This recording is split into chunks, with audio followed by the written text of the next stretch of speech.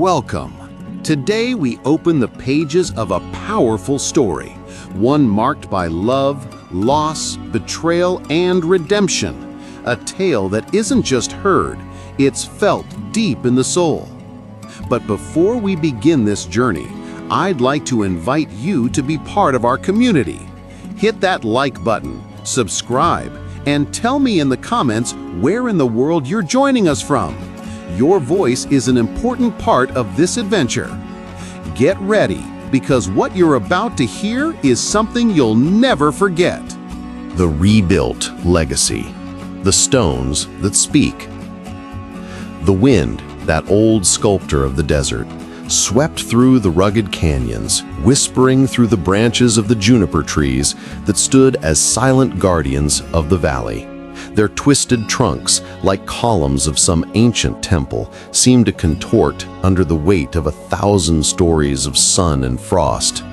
The breeze carried the scent of dry earth, sagebrush, and the sweet, distant perfume of a field of ripe corn, painting the landscape in a palette of gold and dusty green under the vast New Mexico sky. Nestled in the heart of the valley, clinging to the earth as if grown from it, was the small town of Cedar Valley. Its main street wasn't just a road, it was a vein through which life had flowed for generations, a silent witness to laughter, tears, town fairs, and parades. Every paving stone, worn smooth by the comings and goings of generations, was a paragraph in the town's great book, a volume written by the scuff of work boots, the wheels of pickup trucks, and the souls of children running to school.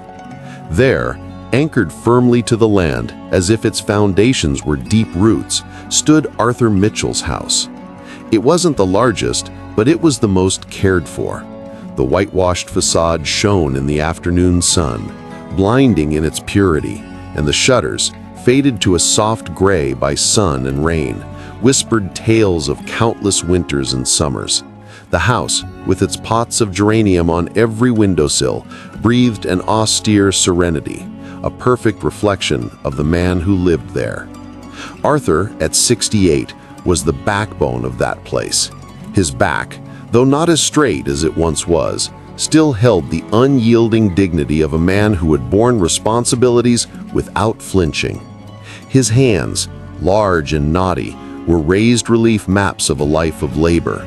The white scars from old cuts with brick, the permanent calluses from handling a trowel and mortar, and fingernails always trimmed with surgical precision, despite the fine ingrained layer of concrete dust that never completely disappeared, like a perpetual reminder of his trade. But his gaze was the most revealing. Eyes the color of faded hazel that, in his youth, must have blazed with the fire of a wild bull, but now held the deep calm and a hint of serene melancholy of a man who had watched life pass by without barely blinking, accepting its joys and shadows with equal fortitude. Among the neighbors of Cedar Valley, his name was synonymous with integrity. It wasn't an empty compliment, but a tangible fact, as solid as the walls he built. When Arthur Mitchell gave his word, it was firmer than any notarized contract. He was a man of eloquent silences and decisive actions. Youth and love. The 17-year-old Arthur was a bundle of nerves and forming muscle, with dreams for currency and the tireless strength of his arms for his only capital. His days were spent on the big construction project of the decade, the Newtown Community Center. The echo of hammers, the sharp screech of power saws, and the shouted orders of the foreman composed a cacophonous symphony of progress. The dust from the drywall and concrete dried his throat and clogged his pores, mixing with the sweat that ran down his back in salty trails under the relentless sun. It was in this setting of primal effort, between wooden scaffolds and mounds of sand, that life gave him its greatest gift, Dolores. She arrived every afternoon, as punctual as the chime of the town clock, accompanying her grandmother, who carried a heavy wicker basket full of snacks for the workers, sandwiches, potato salad, and sometimes a thermos of sweet iced tea that circulated from hand to hand. Arthur remembered with photographic precision The time had failed to erase the subtle crunch of gravel under Dolores's modest shoes. She wore a simple, flower print dress that moved with a natural grace that, to him, accustomed to the roughness of work, seemed heavenly. Her hair, dark as jet on a moonless night, was tied up in a bun that always resisted, letting rebellious curls escape around her face. And her eyes were the color of fresh honey, warm and golden, and they shone with a warm, intelligent light that seemed to illuminate the dusty gray construction site. Dolores didn't just hand out food, she handed out joy, a breath of fresh air in the exhausting workday. She would sit carefully on a low scaffold, avoiding dirtying the hem of her dress, and while Arthur mixed sand and cement with the patience of a craftsman, the muscles in his brown arms tensing under his skin, she would pull out a book of poetry with worn corners. It was Robert Frost's collected poems. Her voice, clear and melodic like water from a spring, rose above the metallic noise, filling the dust-laden air with verses that spoke of choices, roads not taken, and quiet truths. Arthur, who had barely set foot in school beyond the basics, didn't understand all the complex words, but the sound of her voice, the cadence and the emotion she put into each line, was the most beautiful and profound music he had ever heard. Their courtship was slow, shy, built with the delicacy of a reliquary. It was made of glances held a second too long, which made Dolores blush, and small silent acts of service. She started saving him a piece of her grandmother's cornbread, the biggest piece with the most butter. He, with his muddy hands rough as sandpaper, accepted it with a clumsiness that she found deeply tender, seeing the vulnerability he hid behind his strength. Arthur learned to distinguish the sound of her footsteps amid the bustle of the site, and she, in turn, could recognize his slim, strong silhouette outlined against the golden sunset sky, carrying 50-pound bags of cement as if they weighed nothing. The love between them grew, strong and solid, like the good walls Arthur helped build, founded on mutual respect and admiration. Marriage and loss. The wedding was a celebration for the whole community, simple and authentic like themselves. They decided to marry during the town's 4th of July festivities, when the desert was in full bloom with wildflowers. Cedar Valley's Main Street was transformed. Strings of colorful lights hung between the wooden balconies, creating a luminous canopy under the starry sky. The tables, pushed together to form a great U, overflowed with communal dishes brought by all the families. Large platters of barbecue ribs, slow-cooked baked beans, and the intoxicating aroma of a giant pot of chili that Arthur's mother had cooked. The local high school band, with its slightly out-of-tune brass but full of heart, played folk tunes and patriotic songs that made the pavement vibrate. Arthur, with a bravery that only love gave him, danced with Dolores in the middle of the street under the smiling gaze of the entire town. He, clumsy on his feet but firm in his arms, guided her as she laughed, her simple white dress spinning around her. In that moment, he felt he was the luckiest man on the face of the earth. With his own hands, Arthur had built their home on a plot of land he bought by saving penny by penny. It wasn't just an act of construction, but of pure love. Every brick he laid, he imagined as a foundation for his future with Dolores. He leveled the tiles, thinking of the stability he wanted for his family. Dolores, for her part, made that space of concrete and drywall a true home. She embroidered the linen curtains with sunflower motifs, planted vibrant red geraniums in rusted cans she painted a pristine white, and her voice singing old folk songs filled every corner with a warmth that smelled of freshly baked bread and rosemary. The arrival of James a year later filled the house with a new, boisterous and overflowing joy. The baby's cries at night mixed with Dolores's soft lullabies, creating a domestic symphony that to Arthur sounded like the noise of absolute fulfillment.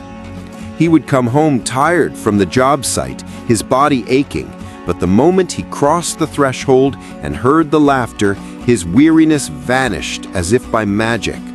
Happiness was so palpable, he felt he could touch it with his fingertips. Until the shadow came, silent and unstoppable. It was a slow, cruel decline that crept into their lives without a sound. Dolores began to pale, to get tired just climbing the stairs to the bedrooms. The dry cough they first attributed to the winter cold became persistent, a dull noise that echoed in the night. The town doctors shook their heads with growing concern. Arthur, desperate, sold the pickup truck he had worked so hard to buy, pawned the gold chain Dolores had given him for their 20th anniversary, made countless trips to Albuquerque to consult with renowned specialists. But the diagnosis, when it finally came, was an irrevocable sentence, a degenerative and incurable disease that was going to extinguish her light, little by little. The afternoons of song and poetry became afternoons of oppressive silence, broken only by moans of pain that tore at Arthur's soul. He cared for her with absolute devotion, with the same meticulousness he put into his work. He changed her, fed her with infinite patience, read her the same Robert Frost poems she had read to him on the construction site, trying to give back with a voice cracked with emotion a sliver of the peace and beauty she had always given him. The night she passed, the full moon, round and cold, streamed through the bedroom window, bathing Dolores's face in a silver light. Arthur was sitting beside her, holding her hand, which already felt as fragile and light as a little bird's wing. Dolores opened her eyes, now without that honeyed sparkle that characterized them, and whispered with a thread of voice, "Take care of James. Be happy, my love. Be happy." One last sigh, soft as the flutter of a feather, and she was gone. The silence that remained was deafening, more painful than any noise. The world for Arthur suddenly lost all its color, plunging into a perpetual gray. He stared at the impassive moon with a void in his chest so vast and dark he thought it would swallow him whole. That night, under the faint light of a candle, he made her a promise to her photograph on the nightstand. "He will want for nothing, Dee. I swear to you on all that is sacred." The fortress and the crack. Resilience. The pain didn't leave with time. Arthur simply learned to live with it, to carry it like a heavy lead backpack that he never took off, not even to sleep. He immersed himself in work with a ferocity that bordered on obsession, as if physical exhaustion could anesthetize the pain of his soul. Every wall he raised, every roof he repaired, was another brick in the high, thick wall he was building around his wounded heart. His small construction supply business, which he had named Mitchell & Son Construction, with a hope for the future, became both his refuge and his condemnation, the place where he could forget himself for hours. Nights in the house, now too big and silent, were long and cold. After dinner and putting James to bed, he would sit at the kitchen table with a graph paper accounts notebook and an old calculator. Under the yellowish light of a desk lamp, he went over every invoice, every receipt, calculating down to the last cent with iron concentration. "What you earn with sweat, you guard with care," was his mantra, a phrase he repeated like a secular rosary. While other neighbors bought new cars or went on vacations to the coast, Arthur invested every saved dollar. He bought a plot of land here, a commercial front store there. His reputation as a serious, reliable man of his word opened doors for him that closed for others. The years passed, gray and monotonous, and the quiet effort, drop by drop, day after day, became an underground river of $6 million, an invisible fortune, kept in discreet bank accounts and in the property deeds he jealously hid in a safe embedded under a loose floorboard in the kitchen, right under the table.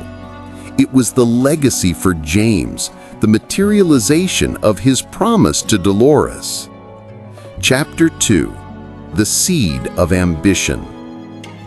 James grew up in the long shadow of an absent father, always buried in work, and under the golden legend of a perfect mother, an untouchable angel he had never known.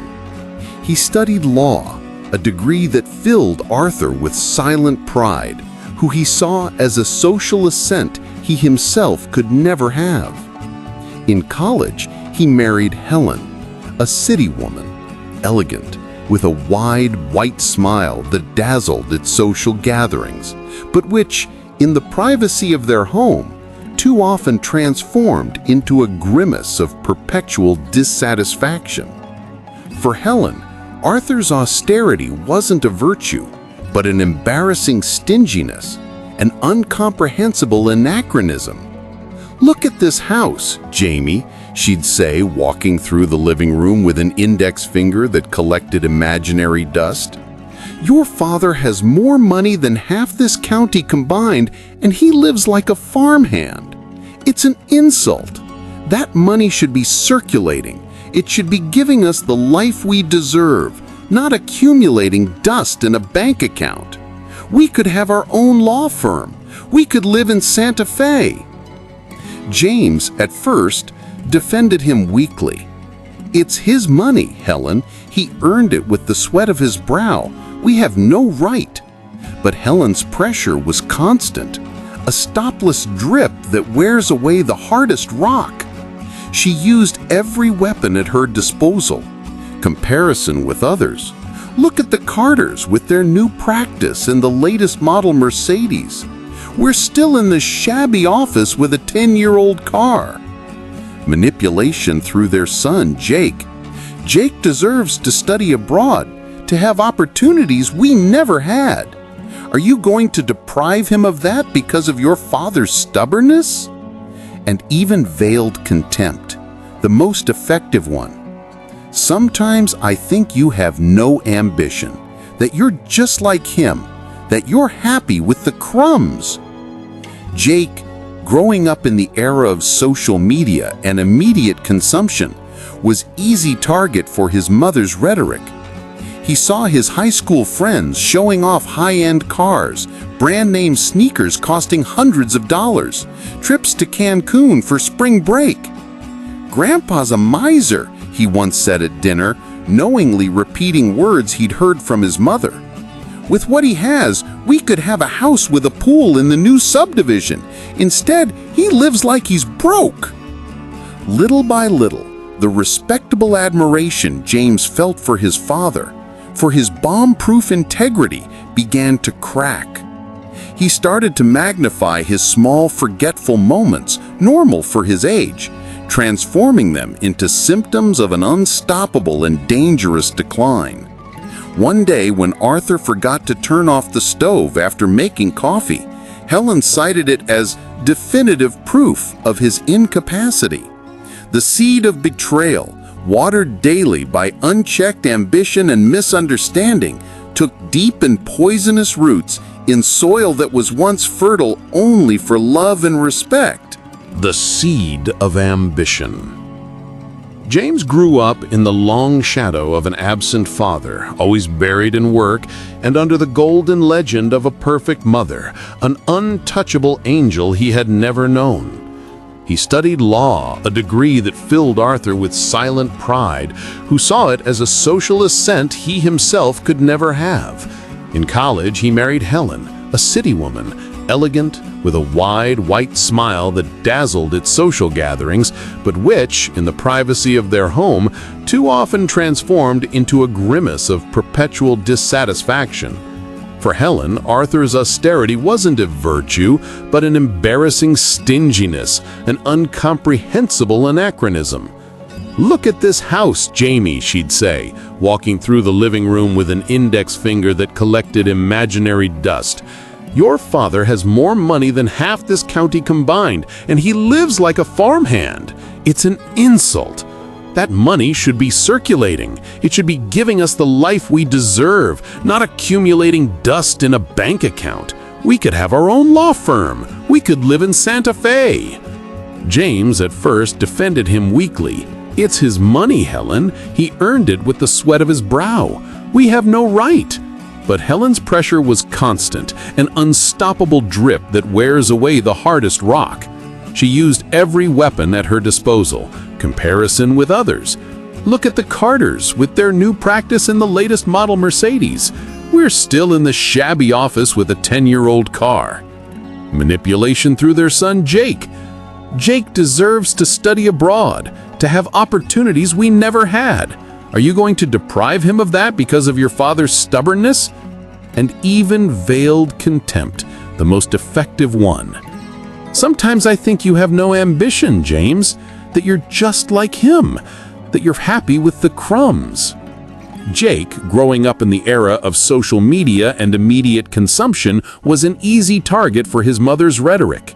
He saw his high school friends showing off high-end cars, brand-name sneakers costing hundreds of dollars, trips to Cancun for spring break. "Grandpa is a miser," he once said at dinner, unknowingly repeating words he'd heard from his mother. "With what he has, we could have a house with a pool in the new subdivision. Instead, he lives like he's broke."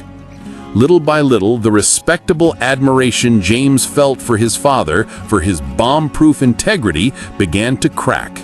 He started to magnify his small forgetful moments, normal for his age, transforming them into symptoms of an unstoppable and dangerous decline.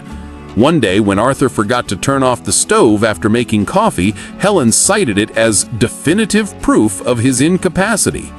The seed of betrayal, watered daily by unchecked ambition and misunderstanding, took deep and poisonous roots in soil that was once fertile only for love and respect. The betrayal and the captivity.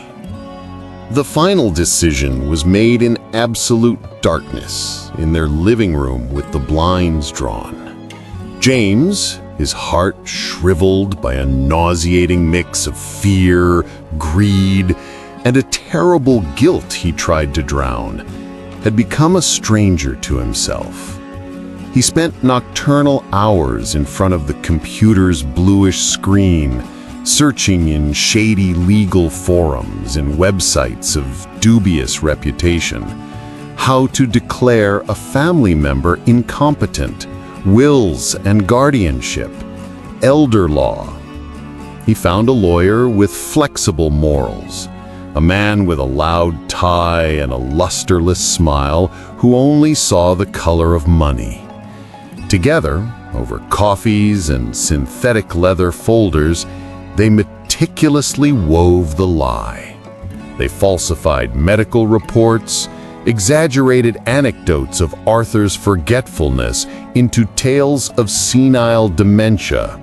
They secured the bought testimony of a pharmacist from the next town over who, for a handful of cash, testified under oath that Arthur sometimes confused his medications and seemed disoriented. They built a case so convincing in its falsehood, so full of legal technicalities and rigged testimonies, that even James himself, upon reading the final document, momentarily doubted his father's lucidity. Such was the corrupting power of a lie repeated 1,000 times. The day they came to Arthur's house with the court papers, the sky was a low, oppressive gray that threatened a storm that never came. Arthur was in the small backyard, carefully pruning the rose bushes that Dolores had planted so many years ago, his expert hands caring for the only things he had left of her. Seeing the grim, pale, and determined faces of his son, daughter-in-law, and grandson advancing up the flagstone path like a funeral procession, he knew instinctively, with a sickening lurch in his stomach, that something terrible and irreversible was about to happen. "Dad, "We have to talk," James began, avoiding his gaze, staring at the freshly watered soil. This is for your own good. The doctors are worried. You've had dangerous lapses. It's not safe for you to live alone. The judge has considered." Arthur tried to reason with them. He showed them the paid and orderly bills on the kitchen table, the day's newspaper he had read and underlined. He talked about the latest price hike in lumber with a market knowledge that was astonishing. But his words, firm and clear, shattered against the cold, impassive wall of the official documents that Helen held with a barely disguised air of triumph. He saw the confusion and shame in Jake's eyes, who looked away, unable to hold his gaze.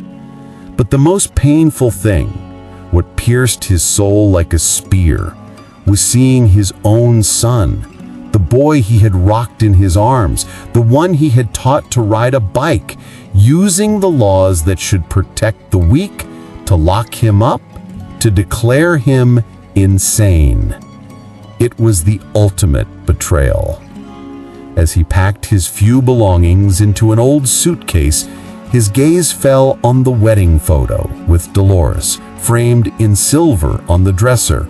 The two of them, young, smiling, full of a future that was now past. He felt a stab of betrayal so sharp, so deep that he held his breath. They weren't just betraying him, they were betraying the memory of everything he and Dolores had built together. The love, the effort, the promise. As he crossed the threshold for the last time, like a prisoner, a cold, heavy raindrop fell on the back of his hand. It seemed like a tear from heaven itself, weeping for the injustice that had just been committed. The silent resistance. Silver Pine's retirement home was a clean, impersonal place where time seemed stuck in an eternal gray midday.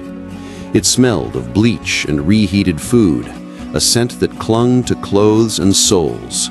The long, silent hallways echoed with the slow steps of residents and the squeak of medication carts. Arthur Mitchell, the stonemason who had built half the town, became a ghost in that labyrinth of numbered doors. He spent his days sunk in a vinyl armchair in the common room, staring out the window without seeing the small garden of dirt and a few wilted rose bushes, submerged in an abyssal sadness that seemed to devour him from within. But Arthur was not a man who gave up easily. Dignity, that quality he had cultivated all his life with the same care he used to level a wall, was a fire that betrayal had not completely extinguished. He decided, with a firmness born from the depths of his being, that even if his body was confined within those four walls, his mind and spirit would not be. He began to observe with the meticulousness of a master builder. He memorized the nurses' schedules, the names and small stories of the other residents, Mrs. Julia, who waited for a visit that never came, Mr. Manuel, who endlessly repeated anecdotes from his youth in the Navy, the small dramas and ephemeral joys of the place. It was in the garden, his only contact with an outside world that seemed light years away, that he met Isabel. It was a late spring afternoon, and a timid sun broke through the clouds. Under the shade of a juniper tree as old and twisted as the town's own stories, she was sitting on a green wooden bench, quietly reading verses that reached Arthur like a familiar murmur. "I have been one acquainted with the night." Isabel's voice was soft, but filled with contained emotion, a cadence that spoke of loss and at the same time of serene resistance. That voice attracted Arthur like a magnet, breaking through his shell of silence. "Excuse me," he said, his voice hoarse from disuse, sounding like the crunch of stones. "I like how you read. That poetry, it reminds me of someone." She looked up, her green eyes, of a surprising clarity that contrasted with the fog of the retirement home, examined him without hurry, without pity, with genuine curiosity. A slight smile touched her lips. "Thank you. Robert Frost is always good company for slow afternoons. I'm Isabel. Sit down if you like. There's room for two souls with stories to tell on this bench." Thus began a friendship that would become his lifeline. Isabel had been a literature teacher at a high school in Santa Fe for 40 years. She told him about books, about the history of New Mexico, about the resistance of the human spirit, which was like that of the ancient ponderosa pines of the Sangre de Cristo Mountains, bent by the wind, but with roots impossible to tear out. She told him how she had lost her husband, John, also to a long and cruel illness, and how the words of the poets, the music of old folk songs, had kept her afloat when the current wanted to drag her under. In return, Arthur told her about Dolores, not with the paralyzing grief that before, but with a reverential love. He told her how he had literally built his life with his hands, of the smell of fresh concrete mixed with her voice reciting Frost, of the heart-wrenching pain of James's betrayal. Isabel didn't give him pity. She gave him strength. She gave him back his own image as a man of integrity. "No one can steal who you are, Arthur," she told him one afternoon, taking his hand with an unexpected firmness. These hands built a life. That mind, honest and clear, managed a fortune. No fake paper or anyone's greed can erase that. You are stronger than these four walls. It was Isabel who, on a particularly beautiful sunset, when the sky turned orange and pink, pulled out a small transistor radio and tuned it to a station playing an old Patsy Cline song. "Let's dance," she said, with a smile that suddenly erased decades from her face, revealing the young, vibrant woman who still lived within her. And there, among the wilted flower beds and the sentinel juniper tree, with Arthur clumsy from the years and emotion, but as determined as the first day he danced with Dolores, they turned in slow circles, swaying to the rhythm of the music. For the first time since he crossed the door of that place, Arthur felt something thaw inside his chest. It wasn't just companionship, it was the possibility of feeling again that life, against all odds, could have a second spring. The strategy. With his spirits renewed by Isabel's friendship, Arthur began his counteroffensive in silence, with the same patience required for concrete to set.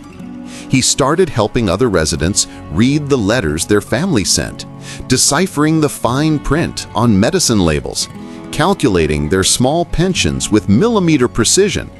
He showed a lucidity and empathy that did not go unnoticed by Clara, a young nurse with a kind heart and an intelligent gaze, who saw in Mr. Arthur a grandfather, not a patient. "Mr. Arthur, you're sharper than I am with numbers," she commented one day with an admiring smile as he patiently explained a problem with Mr. Manuel's electricity bill. "It's a shame you're here. You should be enjoying your life." Arthur looked her in the eyes, and in that gaze, Clara saw a depth of pain and a spark of fight that moved her to her core. "Clara, my dear," he said, lowering his voice, "I shouldn't be here. My son has locked me away with lies to take what I worked so hard for. I need help. I need to speak with someone who understands the law."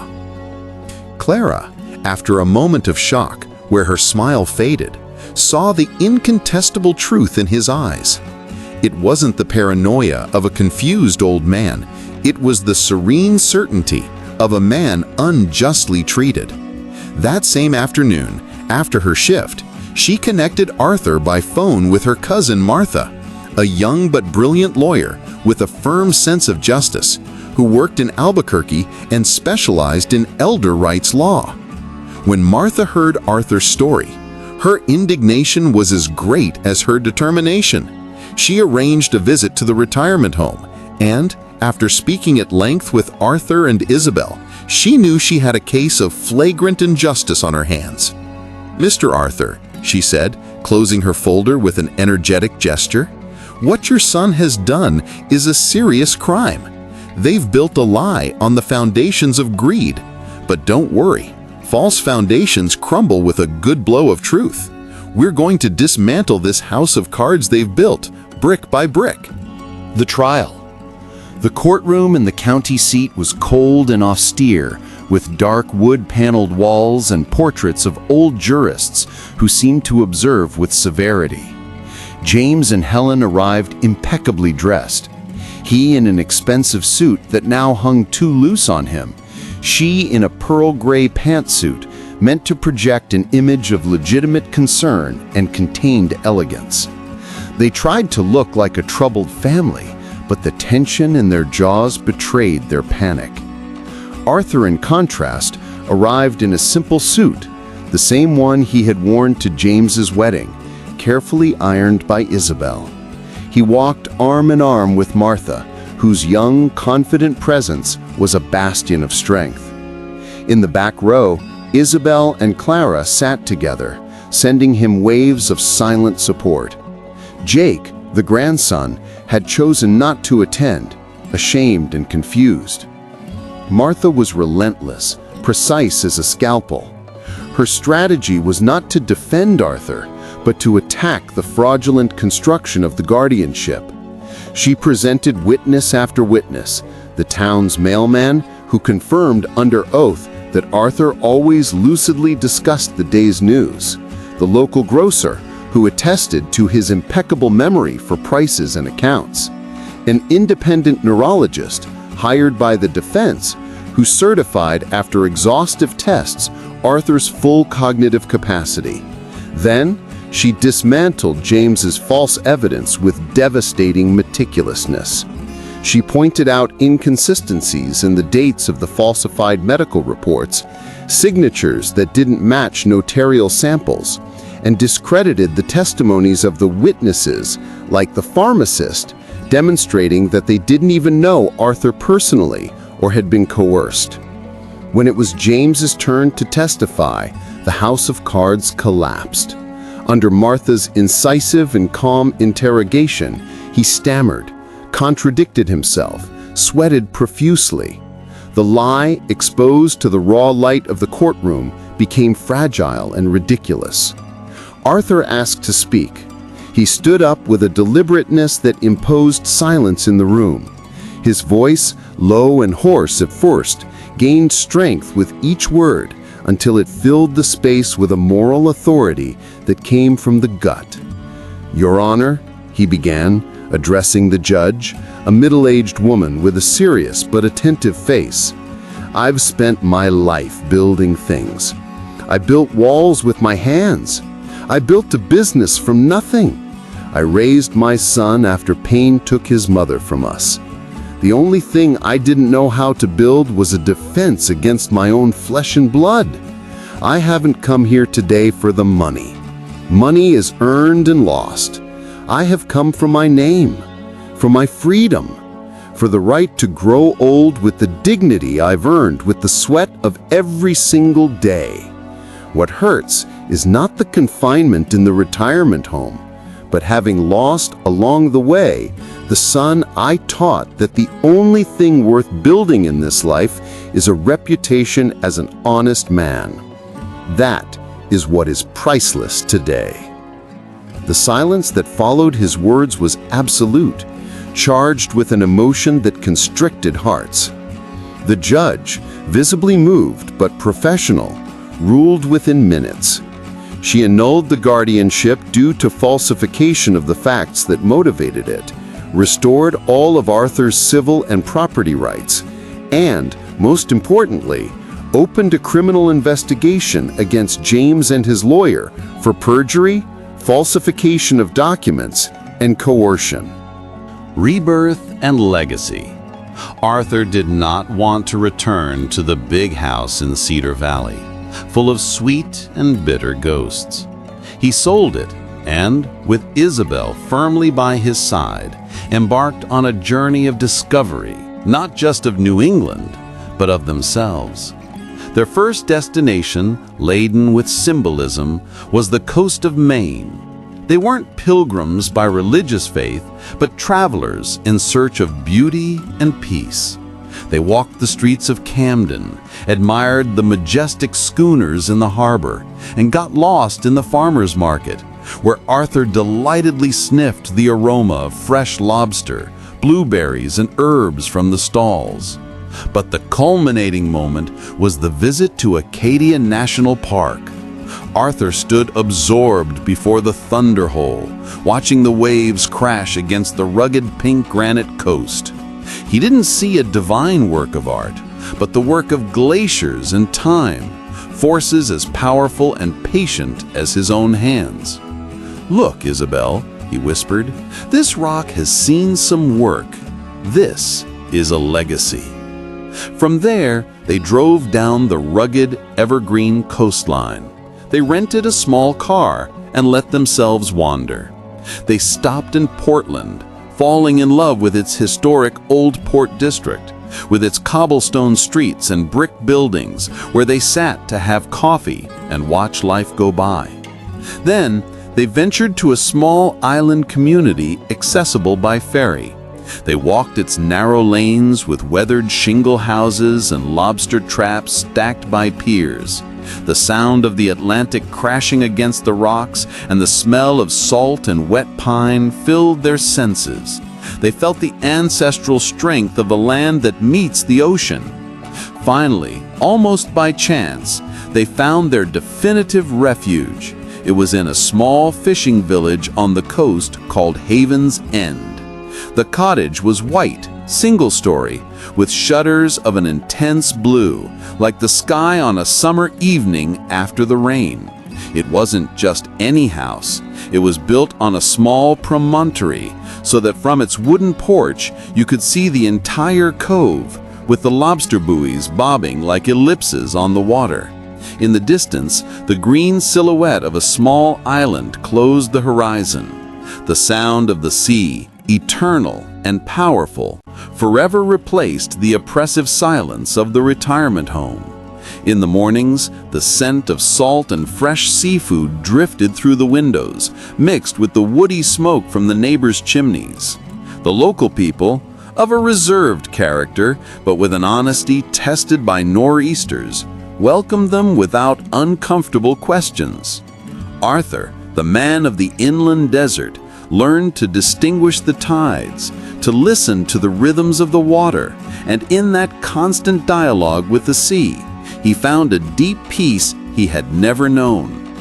It was in the garden of their new home, on an evening when the cove was like a mirror, and the scent of salt and the rugosa roses which Isabel had planted filled the air, that Arthur asked Isabel to marry him. He said, "Isabel, it's not to forget Dolores. That would be impossible and disloyal. It's to honor the life she taught me to love, to build something new from the ashes of the old. I want to spend the years I have left by your side, watching the sun rise over this cove." And he took out a simple ring of sterling silver with a motif of an anchor, the symbol of hope and stability. The wedding was intimate and emotional. It was held on the very pebble beach of Haven's End, with the sea as their majestic witness. Martha, the lawyer, and Clara, the nurse, attended, now part of the family. Jake also came, with a bouquet of wildflowers and a sincere apology written in his eyes. James and Helen were not invited. The celebration was at a classic Maine lobster shack, with steamed lobsters, clams, corn on the cob, and a crisp local Chardonnay that tasted to Arthur like reclaimed happiness. The new life was a true rebirth. Arthur learned to fish for mackerel with the old-timers from a small dinghy, to walk aimlessly on trails that smelled of eucalyptus and wet moss, to enjoy the simple pleasure of watching a sunset with the woman he loved. painting the sky in oranges and purples over the lobster buoys. Isabel wrote stories about the people of the village, about the legends of old sailors and shipwrecks that were said to haunt the nearby coves. Together, they created a small vegetable garden where they grew their own potatoes and green beans. They hosted Jake on weekends, slowly, patiently rebuilding the family bond that had been broken. And they participated in the village's social life, the annual lobster festival at the harbor, where the whole town gathered around big pots of clam chowder, the 4th of July celebration on the village green, where they danced to the sound of a local folk band under the stars, surrounded by a simple, true joy, far from the ambition that had almost destroyed him. Arthur, who had lived to work, finally learned to live. The attempt at reconciliation. James's fall was precipitous. He lost his law license, his reputation was shattered in the town and the entire county, and Helen, seeing the well had run dry, left him, taking what little remained in their bank account. Absolute loneliness and public shame made him see with painful clarity the monstrosity of his actions. One autumn afternoon, with the nor'easter wind blowing strongly and churning the cove with white-capped waves, he showed up at the house in Haven's End. He found his father and Isabel having a cup of hot chocolate and donuts on the porch, wrapped in thick wool blankets against the damp cold.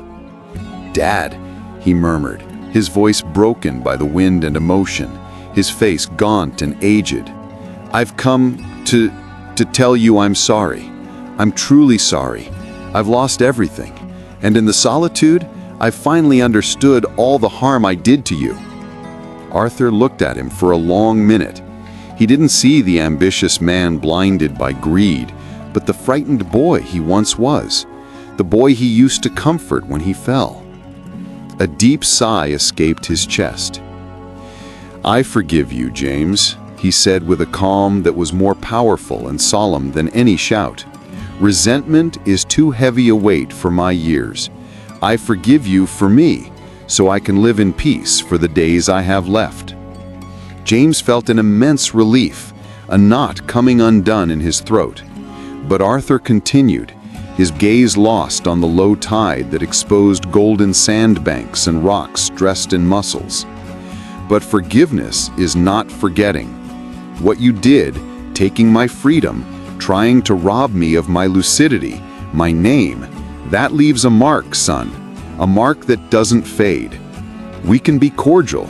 You can come to see Jake when he's here, but the trust, that bridge that was between us, you burned it. Maybe with time we can build a new one, more fragile, narrower, but it will start from truth, never again from a lie." It was a hard, just forgiveness, without concessions. It wasn't the happy ending of a fairy tale, but the realistic beginning of a possible redemption. James accepted it with his head bowed, understanding it was far more than he deserved. He stayed a while longer, in silence, looking at the same landscape that was now healing his father, hoping that with time, it might also begin to heal him. The High Tide. Years later, the book by journalist Daniel Morales, The Rebuilt Legacy, Dignity Has No Age, based on Arthur's story, became an unexpected bestseller. Arthur and Isabel, without intending to, had become a symbol of hope. They used all the royalties to create a foundation that helped seniors in situations of abuse and loneliness, ensuring no one else would go through what he had lived. One summer morning, Arthur, his hair now as white as the foam of the waves gently breaking on the shore, walked with Isabel along the beach of Haven's End. The tide was high, licking their bare feet, and the sun shone on the calm waters of the cove, transforming it into a mirror of silver. He said, squeezing Isabel's rough, beloved hand, "I never thought so much light could be born from so much darkness. This place, Maine, it heals everything. Its green is the color of hope, and its sea, the sound of eternity. I've lived 2 lives in one, Isabel, and the second one has been the best. Isabel smiled, stroking his arm. Your story, Arthur, is a reminder for the world. It teaches us that life isn't measured by the money you accumulate, but by the dignity with which you live and the hope you sow in others, like a seed in this fertile land. That, my love, is your true legacy, the one that endures. And as the sea gently rocked the shore, caressing the stones that time had polished, smooth and round, Arthur knew with absolute certainty that his life, in the end, had been like a good construction, firm in its foundations, resistant to cracks, and with a legacy of love and dignity that would endure, like the old stones of his town and the granite of the Maine coast, long after any material fortune. Thank you so much for staying with us until the very end of this story. If Arthur's journey moved you, please don't forget to like this video, share it with your friends, and subscribe to the channel so you won't miss the next stories filled with life lessons and inspiration. Your support helps this community grow and keeps these stories alive. See you in the next video.